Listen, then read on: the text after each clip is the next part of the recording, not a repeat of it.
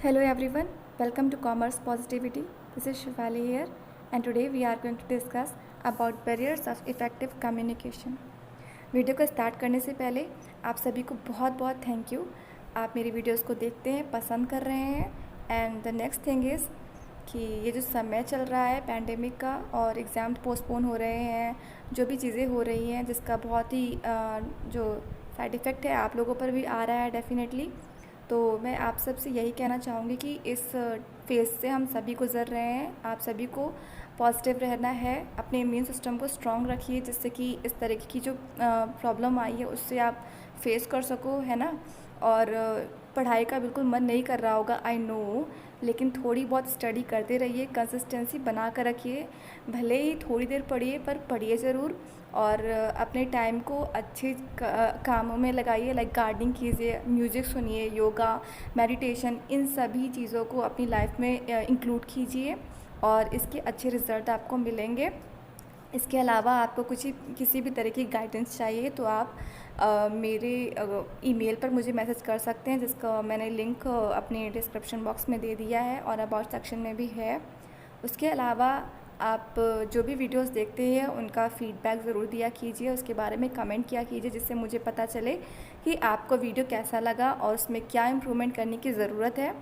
तो पॉजिटिव रहिए और कंसिस्टेंसी बना कर रखिए, क्योंकि एग्ज़ाम्स तो होने ही हैं, आज नहीं तो कल, पर होंगे ज़रूर।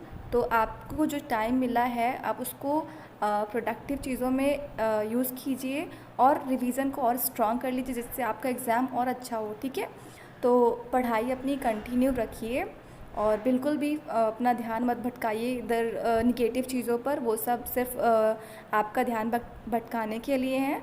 तो पॉजिटिव रहिए और अपने आप को प्रोडक्टिव रखिए और मेडिटेशन, योगा, एक्सरसाइज ये सब कीजिए, ठीक है। तो चलिए स्टार्ट करते हैं हम अपना वीडियो। बैरियर ऑफ कम्युनिकेशन जो है वो अभी हम डिस्कस करेंगे, उससे पहले हम मीनिंग क्या जान लेते हैं, ये कम्युनिकेशन होता क्या है। इसके पहले भी मैं ऑलरेडी 2 वीडियोस बना चुकी हूँ कम्युनिकेशन के बारे में, जिसमें मैंने इसकी मीनिंग और डेफिनेशन को अच्छे से एक्सप्लेन किया है और इसके टाइप्स, कम्युनिकेशन के टाइप्स जो होते हैं उनको भी अच्छे से एक्सप्लेन किया है। आप उन वीडियोस को ज़रूर जाकर देख लीजिएगा। अगर आपको वो नहीं मिल रही हो तो आप डिस्क्रिप्शन में देखिए, वहाँ पे मैंने लिंक डाल दिया है, ओके। इसके अलावा प्लेलिस्ट में जाकर अदर वीडियोस भी देख सकते हैं। तो सबसे पहले हम इसकी मीनिंग जान लेते हैं शॉर्ट में कि मीनिंग क्या होती है कम्युनिकेशन की। It means sharing of information between different individuals. It includes the sharing of ideas, concepts, imaginations, behavior and written content. Communication क्या होता है हम सभी जानते हैं। अगर हम नॉर्मली बात करें तो कम्युनिकेशन क्या है, जब 2 लोग बात करते हैं तो उनके आइडियाज़ जो हैं, उनकी जो नॉलेज है वो एक दूसरे से एक्सचेंज होती है। This is called communication. But जब आपको एग्ज़ाम में लिखना होगा तो आपको एक स्पेसिफिक डेफिनेशन लिखनी होती है, ठीक है, जो एग्जामिनर को समझ में आए। तो आप इसको अच्छे से लिख लीजिए या फिर स्क्रीनशॉट ले लीजिए और इस तरीके से ही एक्सप्लेन कीजिएगा, ठीक है। कि जो कम्युनिकेशन है इसका मतलब है कि इन्फॉर्मेशन को शेयर करना बिटवीन डिफरेंट इंडिविजुअल्स। जब 2 लोग या 2 से ज़्यादा लोग आपस में मिलकर बात करते हैं, अपने आइडियाज़ को शेयर करते हैं, बिहेवियर उनका दिखता है और इस तरीके से जो है उनका जो एक दूसरे के थ्रू जो मैसेजेस का एक्सचेंज होता है, रेसिप्रोकेशन होता है, इसे हम कम्युनिकेशन कहते हैं। कम्युनिकेशन बहुत तरीके का होता है, रिटन, ओरल, वर्बल, ठीक है। तो वो सभी हम ऑलरेडी डिस्कस कर चुके हैं, आप वो वीडियो जरूर देख लीजिएगा एक बार। Next, communication is simply defined as a transfer of information from one person to another. Communication अगर हम सिंपली बोले तो वो क्या है, ट्रांसफ़र है इन्फॉर्मेशन का, जहाँ पर क्या होता है कि जो मैसेज है, जो इन्फॉर्मेशन है वो एक पर्सन से दूसरे पर्सन तक जाती है या फिर एक जगह से दूसरी जगह पर रह रहे इंसान को उस इन्फॉर्मेशन को पहुँचाया जाता है थ्रू कम्युनिकेशन। अभी वो कम्युनिकेशन का मोड कुछ भी हो सकता है, आप उसको सामने फ्रंट पे मतलब फेस टू फेस कम्युनिकेट कर सकते हो फ़ोन के थ्रू या फिर जो वीडियो कॉन्फ्रेंसिंग के थ्रू, बहुत से तरीके हैं, okay. This transfer of information can be conducted in different ways, we know that, okay. तो इन शॉर्ट अगर हम बात करें तो कम्युनिकेशन क्या है, जब 2 लोग आपस में बात करते हैं, अपनी नॉलेज, अपनी इन्फॉर्मेशन, अपनी आइडियाज़ को शेयर करते हैं तो उसे कम्युनिकेशन कहते हैं। और हाँ, जब वो बात सामने वाले को समझ में भी आ रही हो, मतलब कि सेंडर और रिसीवर, जो सेंडर मैसेज पहुंचाना चाहता है एग्जैक्टली उसी वे में जब रिसीवर को वो मैसेज पहुंच जाता है, ठीक है, तब हम उसे कहते हैं कम्युनिकेशन। अगर सामने वाला उस मैसेज को ठीक से समझ ही नहीं पाएगा तो हम उसे कम्युनिकेशन नहीं बोलेंगे। कम्युनिकेशन की एग्जैक्ट राइट डेफिनेशन तब कंप्लीट होगी जब सेंडर जिस मैसेज को पहुंचाना चाह रहा है वो एग्जैक्ट मैसेज रिसीवर को पहुंच जाए। ठीक है, this is called communication. So now we are going to discuss about barriers to effective communication। ऐसे क्या बैरियर्स हैं जो कम्युनिकेशन को अफेक्ट करते हैं। ठीक है, अभी बैरियर्स क्या होते हैं, जब दो लोग आपस में बात कर रहे होते हैं या दो से ज़्यादा लोग, कितने भी लोग हो सकते हैं, जब उनमें बात हो रही होती है और जब आइडिया से एक्सचेंज होता है तो जो कॉन्फ्लिक्ट्स क्रिएट होते हैं, लाइक जब अगर सामने वाले को बात समझ में नहीं आ रही है तो उसका क्या रीज़न है। ठीक है, कॉन्फ्लिक्ट्स है या फिर जो जिस वजह से जो मैसेज है वो सामने वाले को नहीं पहुंच पा रहा है, वो जो रीज़न्स हैं उनको ही हम बैरियर्स कहते हैं। एक तरीके से जो रुकावट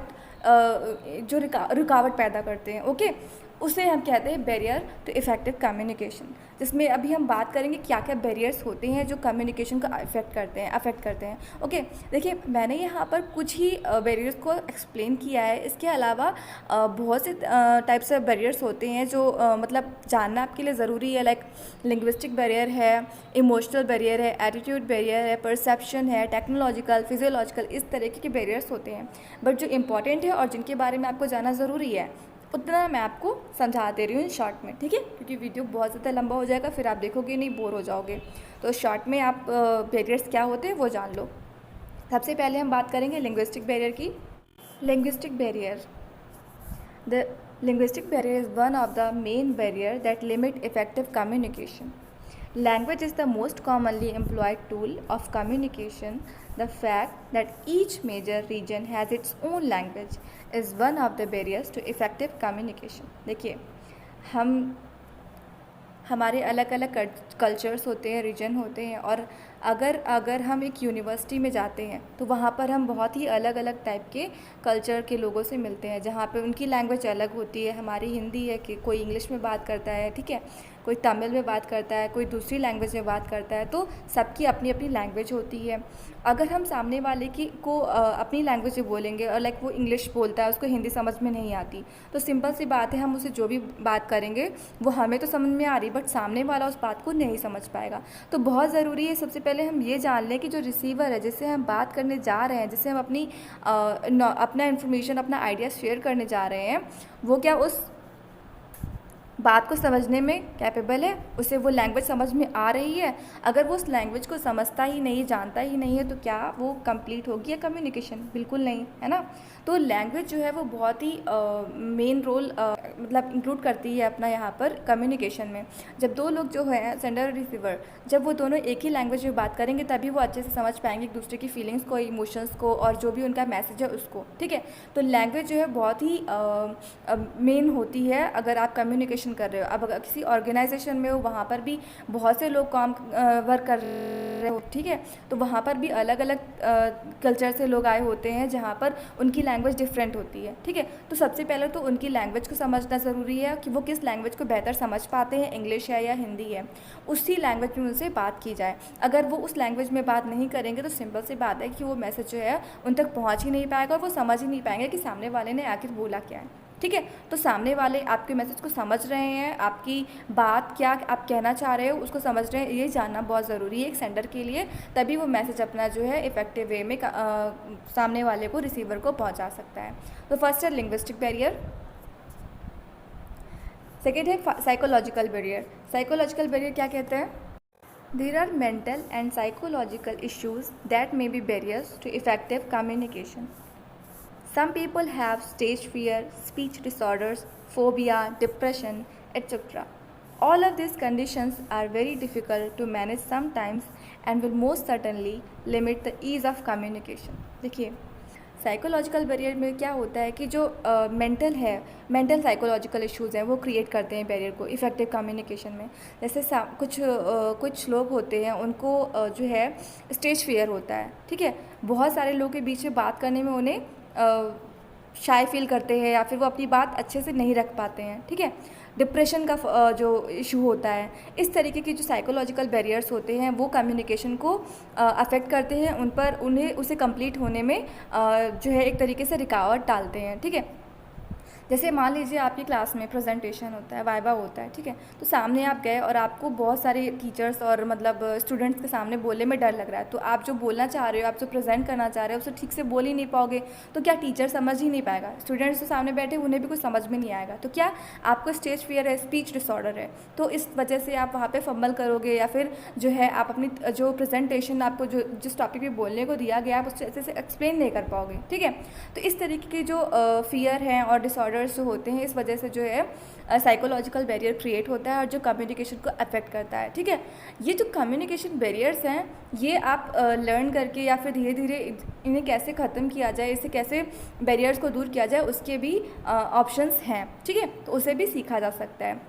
आती है जैसे आप डिप्रेशन वगैरह होती है तो काउंसलर जो होता है वो उनसे अच्छे से पॉजिटिवली पूछता है, तो सामने वाला जो है अपनी बात, अपनी जो अंदर की फीलिंग्स है वो बता पाता है, ठीक है। इस तरीके से जो साइकोलॉजिकल बैरियर है उसको ख़त्म किया जा सकता है। तो ये साइकोलॉजिकल बैरियर्स तब क्रिएट होते हैं जब आपको किसी तरीके का स्टेज फियर या स्पीच डिसऑर्डर होता है, तो आप अच्छे से बात अपनी रख नहीं पाते हो, आपकी क्या फीलिंग्स हैं, आप क्या नॉलेज, क्या आइडिया, क्या शेयर करना चाहते हो वो नहीं कर पाते हो। इस तरीके से साइकोलॉजिकल बैरियर क्रिएट होता है। ओके, नेक्स्ट है emotional barriers. Emotional IQ of a person determines the ease and comfort with which they can communicate। देखिए, हर पर्सन जो है वो अलग अलग इमोशंस के साथ होता है, ठीक है। कुछ ज़्यादा इमोशनल होते हैं, कुछ सेंसिटिव इमोशंस के साथ होते हैं, कुछ थोड़ा स्ट्रांग होते हैं, ठीक है। तो हर पर्सन की जो बात करने का तरीका है और जो उसकी जो फीलिंग्स है वो अलग अलग होती हैं, वो एक्सप्रेस करने का तरीका अलग अलग होता है, ठीक है। A person who is emotionally mature will be able to communicate effectively. On the other hand, people who let their emotions take over will face certain difficulties।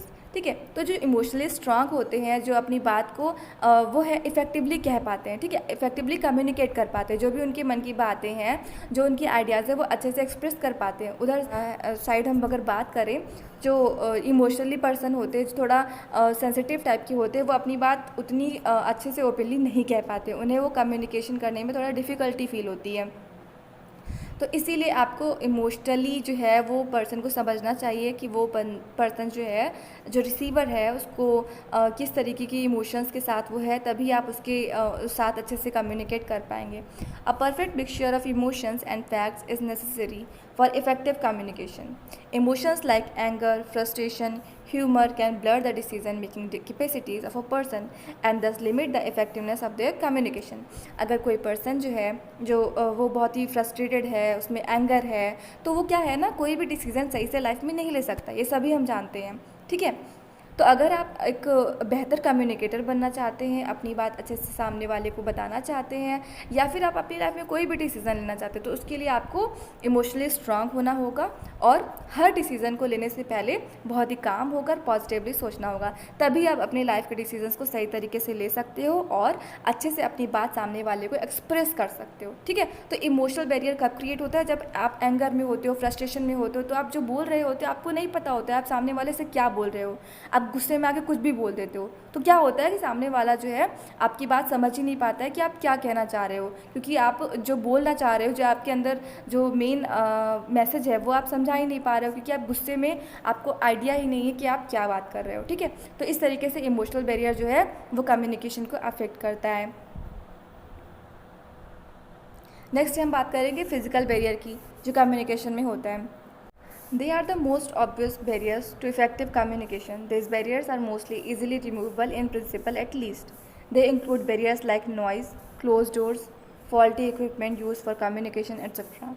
Sometimes in a large office, the physical separation between various employees combined with faulty equipment may result in severe barriers to effective communication. Okay, तो अगर हम short में बात करें, simply बात करें, तो physical barrier क्या होता है कि जब आप किसी, मान लीजिए आप स्कूल में जाते हो, क्लास में हो, ठीक है, और सेकंड जो नेक्स्ट आपकी क्लास है वहाँ से बहुत ज़्यादा आवाज़ें आ रही हैं, ठीक है, तो टीचर आपको जो बोल रहा है क्लास में आप उसको समझ नहीं पा रहे हो, क्योंकि आप उसकी जो टीचर समझा रहा है आप उसको सुनने में मतलब आप एबल नहीं हो, क्योंकि जो नॉइज़ है वो बहुत ज़्यादा है। इससे क्या होगा कि जो कम्युनिकेशन है वो जो है इफ़ेक्टिव नहीं होगा, क्योंकि आप टीचर की जो बात है, जो आइडियाज़, जो इन्फॉर्मेशन, वो नॉलेज वो दे रहे हैं, वो आप उसको सुन ही नहीं पा रहे हो। इस तरीके से जो फिज़िकल बैरियर क्रिएट होता है।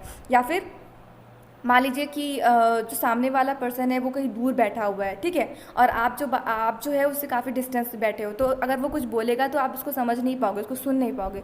इस तरीके से जो है फिजिकल बैरियर क्रिएट होता है। बहुत बड़ा ऑफिस है, वहाँ पर जो लीडर है जो कुछ बोल रहा है जो है ना, तो वहाँ पर क्या होता है कि अगर आपको उसकी बात को समझना है तो आपको थोड़ा उसके नज़दीक जाकर उसकी बात को सुनना पड़ता है। इस तरीके से फिजिकल बैरियर्स क्रिएट होते हैं। सिंपल है बहुत। फिजिकल बैरियर जो मतलब आप नॉइज़ क्रिएट हो रही है बहुत ज़्यादा, कहीं पर शोर है, कहीं मार्केट में आप जाते हो तो बहुत सारे एडवर्टीजमेंट्स आ रहे हैं, उसके स्पीकर्स जो हैं, इस वजह से क्या होता है कि बात जो है सामने वाले की आप सुन नहीं पाते हो, तो उस वजह से फिजिकल बैरियर कम्युनिकेशन में क्रिएट हो जाता है। ठीक है, तो ये होता है फिजिकल बैरियर। नेक्स्ट है cultural barriers of communication. As the world is getting more and more globalised and large office may have people from several parts of the world. Different cultures have a different meaning for several basic values of society. Dressing, religions, food, drinks, and the general behavior will change drastically from one culture to another. जैसे जैसे development हो रहा है, हम सभी technology में बहुत ही fastly improve कर रहे हैं। वैसे ही ग्लोबलाइजेशन बढ़ रहा है, हम अलग अलग देशों से कांटेक्ट कर पा रहे हैं, उनसे बात कर पा रहे हैं। ठीक है, तो जब हम किसी ऑफिस में या फिर किसी बड़ी ऑर्गेनाइजेशन में काम करते हैं तो वहाँ पर जैसा मैंने लिंग्विस्टिक बैरियर में बात की थी, वैसे ही सेम कल्चरल बैरियर में भी है। बहुत से अलग अलग कल्चर के लोग होते हैं, ठीक है, उनके अलग अलग ड्रेसिंग सेंस होते हैं, उनका रिलीजन अलग होता है, उनका फूड जो होता है वो अलग होता है। ठीक है, तो इस तरीके से क्या होता है कि उनके साथ अगर हम बात करेंगे तो हमें बहुत ज़रूरी है उनकी हम पहले कल्चर को समझें कि वो किस कल्चर से बिलोंग करते हैं। ठीक है, तो इसलिए सामने वाले को समझना बहुत ज़रूरी है, तभी आप अच्छे से कम्युनिकेट कर पाओगे। तो उनसे बात करने के लिए अगर आप चाहते हो कि आप अपनी बात इफ़ेक्टिवली बोल पाओ और अच्छे तरीके से सामने वाले को अपना मैसेज कन्वे कर पाओ, तो इसके लिए क्या ज़रूरी है कि सेंडर और रिसीवर दोनों लोगों को एक ही तरीके से एक ही मतलब लैंग्वेज का यूज़ करना है और सामने वाले के बिहेवियर को समझ के उसके हिसाब से ही अपनी बात को बोलना है, जिससे कि सामने वाला आपके मैसेज को अपने आइडिया आपके आइडिया को अच्छे से समझ जाए। ठीक है, तो कल्चरल बैरियर क्या क्रिएट होता है, जब अगर आप किसी दूसरे कल्चर के पर्सन से बात कर रहे होते हो तो उसकी जो लैंग्वेज है, उसका जो वे ऑफ टॉकिंग है, उसका जो बिहेवियर है वो डिफरेंट होता है। तो सबसे पहले ज़रूरी है आप उसको समझ लो। ठीक है, तो इस तरीके से जो कल्चरल बैरियर क्रिएट होता है, जब आप उसकी बात को जब आप उसकी लैंग्वेज, उसके बिहेवियर को नहीं समझते हो, तब जो है इस तरीके का बैरियर क्रिएट होता है। तो ये होता है कल्चरल बैरियर ऑफ कम्युनिकेशन। आप इस वीडियो को सेव कर लो, इसके स्क्रीनशॉट ले लो, और जो भी है बहुत सिंपल लैंग्वेज में मैंने इसको एक्सप्लेन किया है। अब अच्छे से देखिए, वीडियो में कुछ कन्फ्यूज़न है या मैंने अच्छे से एक्सप्लेन नहीं किया, कुछ भी डिफ़िकल्टी आपको आ रही है तो आप उसको कमेंट बॉक्स में ज़रूर पूछिएगा। ओके, तो thanks for watching this video. I hope आपको वीडियो अच्छा लगा होगा। बहुत ही सिंपल लैंग्वेज में मैंने बहुत ही अच्छे से एक्सप्लेन करने की कोशिश की है। अगर फिर भी आपको किसी तरीके का डाउट होता है या आपको वीडियो में कुछ कमी नज़र आ रही हो तो आप प्लीज़ अपना फीडबैक ज़रूर दीजिएगा। Thanks for watching this video.